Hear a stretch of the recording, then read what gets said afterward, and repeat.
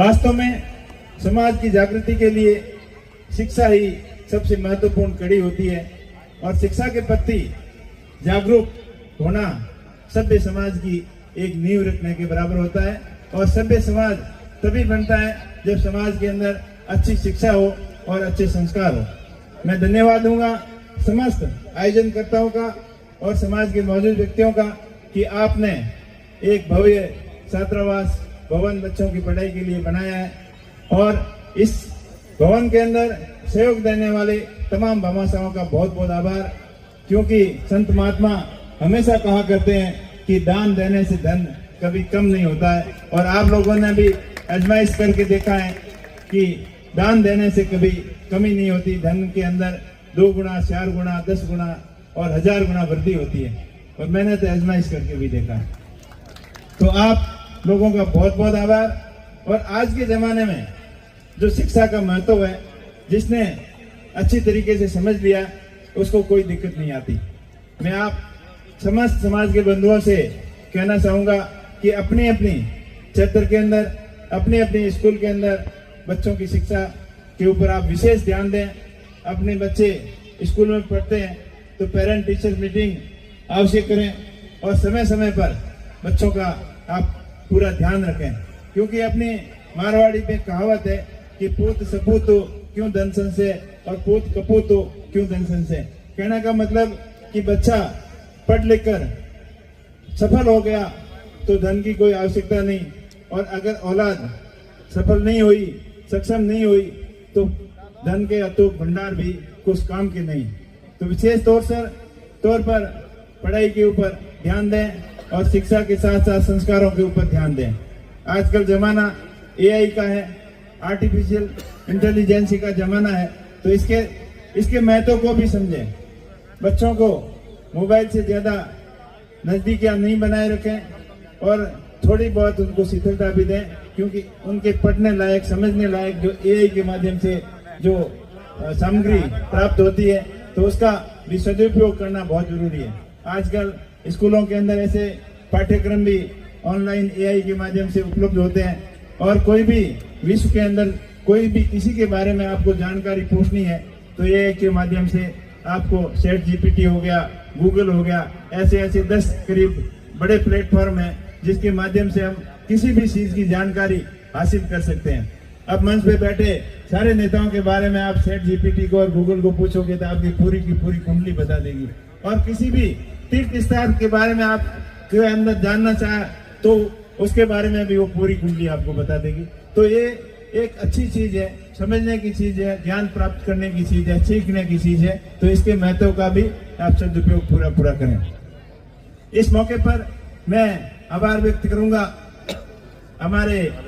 Hyphen hero major Dalpat Singh ji. उनके जीवन से भी हमें बहुत बड़ी प्रेरणा लेनी चाहिए कि सेकेंड वर्ल्ड वॉर के अंदर उन्होंने जो भारतीय सेना का अदम्य साहस और वीरता का जो परिचय दिया और विदेश की धरती पर भी अपनी ताकत का लोहा मनवाया, ऐसे वीर सपूतों को भी हम हर मौके पर याद रखें और उनसे प्रेरणा लें कि किस प्रकार साहस और बहादुरी के माध्यम से हम आगे बढ़ सकते हैं, उनसे प्रेरणा ले सकते हैं और अपने जीवन को सफल बना सकते हैं। तो अपने जीवन के अंदर कई प्रकार के मोड़ आते हैं, तो मेरा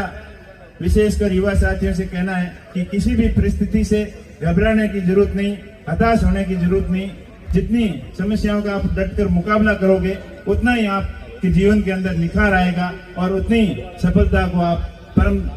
शिखर तक पहुंचेंगे। यहाँ के लोग, मारवाड़ के लोग दूर प्रदेशों के अंदर भी अपनी अच्छी पहचान बना रखी है, विशेषकर व्यापार के क्षेत्र में। साउथ के अंदर जाओ, चाहे दिल्ली के अंदर जाओ, हैदराबाद में जाओ, बॉम्बे में जाओ, चेन्नई में जाओ, मदुरई में जाओ, बड़ी बड़ी सिटियों के अंदर यहाँ से युवा जाकर रोजगार के क्षेत्र में अपना प्रश्न लहराया है और अपनी जो विशिष्ट योग्यता का जो परिचय दिया है कि किस प्रकार हम विदेश की धरती में अनुकूल परिस्थितियों के अंदर भी अपने अनुकूल परिस्थितियों को, अपने प्रतिकूल परिस्थितियों को अनुकूल कैसे बनाया जाता है, वो मारवाड़ के लोगों से ज्यादा कोई नहीं जानता। तो इस मौके पर मैं यही कहना चाहूंगा कि आप ज्यादा से ज्यादा शिक्षा से नाता जोड़ें, आपसी प्रेम भाईचारे को कायम रखें, सबको साथ में लेके चलें, और जो युवा बाहर काम कर रहे हैं उनसे मैं अपील करूंगा कि अपने साथ कम से कम 10-10 लोगों को सफल बिजनेस के अंदर कैसे सक्सेस करें, इसके बारे में भी आप विशेष ध्यान रखें कि अपने भाइयों को रोजगार दें। और जो ज्यादा वहाँ बाहर अपना अच्छा बिजनेस सेटअप हो गया है तो वो अपने मारवाड़ के अंदर वापस यहाँ रुक करें कि यहाँ पर रिफाइनरी, पेट्रोकेमिकल यूनिट और बहुत सारे उद्योगों की संभावना है। तो अपने क्षेत्र के अंदर बिजनेस को कैसे आगे बढ़ाया जा सकता है उसके प्रति भी आप लोग ध्यान दें। और ऐसे मौकों पर आप विशेष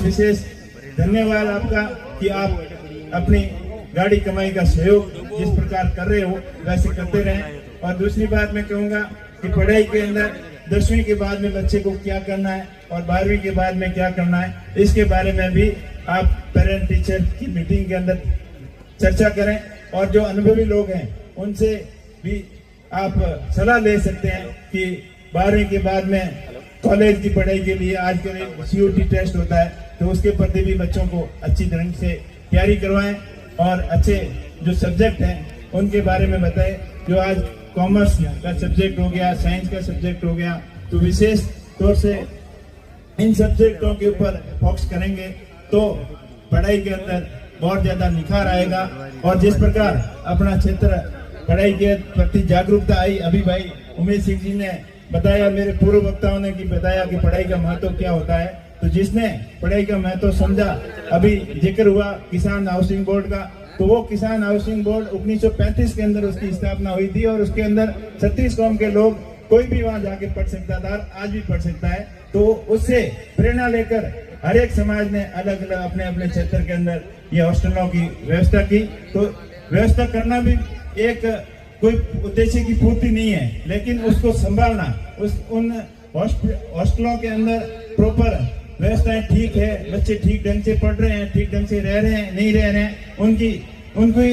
देखभाल करना भी एक महत्वपूर्ण जिम्मेदारी होती है। तो जो भी आपकी शिक्षण संस्थाएं हैं, हॉस्टल हैं, उनके अंदर पूरी देखभाल करके बच्चों के फ्यूचर के लिए, कैरियर के लिए पूरा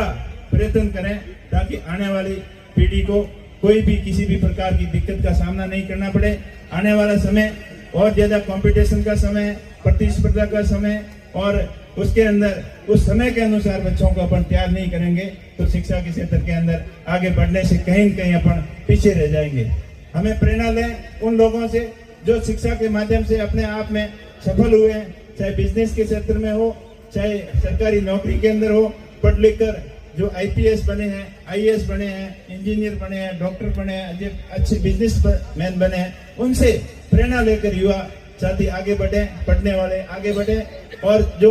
लोग नशे के कारोबार में लिप्त हैं और जो शॉर्ट टाइम गेन के अंदर अपनी तस्करी के माध्यम से माला माल बन गए, ऐसे लोगों को आदर्श नहीं मानते हुए, अपने से सफलतम लोगों को आदर्श मानते हुए आगे बढ़ोगे तो निश्चित तौर पर जिंदगी के अंदर सफलता मिलेगी। कल परसों अखबार में आया था और हमेशा अखबारों की सुर्खियों में रहता है कि फलाना तस्कर के ऊपर इतने मुकदमे थे और पकड़ा गया। परसों आया था कि 31 साल का एक युवा और 31 मुकदमे, माला माल तो जरूर हो गया, लेकिन उसका कैरियर किस प्रकार बर्बाद हो गया और कितने लोगों का उसने कैरियर बर्बाद किया होगा। तो ऐसे लोगों से दूरी बनाए रखें और सफलतम लोगों को आदर्श मानते हुए आगे बढ़ें। आपने बुलाया, मान सम्मान दिया, इसके लिए आपका बहुत बहुत आभार।